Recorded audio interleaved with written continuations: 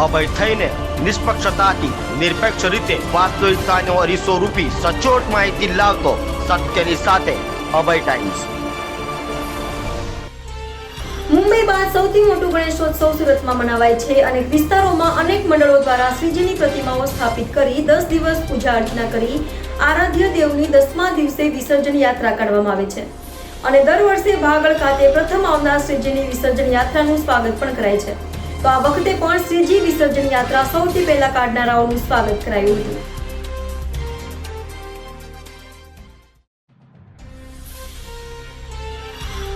સુરતમાં ગણેશોત્સવની ધામધૂમથી અને હર્ષોલ્લાસ સાથે ઉજવણી કરવામાં આવે છે અને દર વર્ષે ભક્તો દ્વારા શ્રીજીની વિસર્જન યાત્રા પણ રંગે ચંડે કાઢવામાં આવે છે।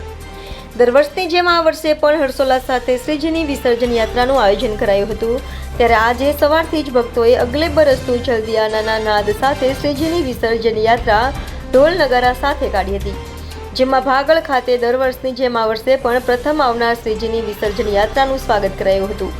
સાથે સુરત શહેર ગણેશોત્સવ સમિતિ દ્વારા ભક્તોને વહેલી તકે શ્રીજીની વિસર્જન યાત્રા કાઢવા અપીલ પણ કરાઈ હતી।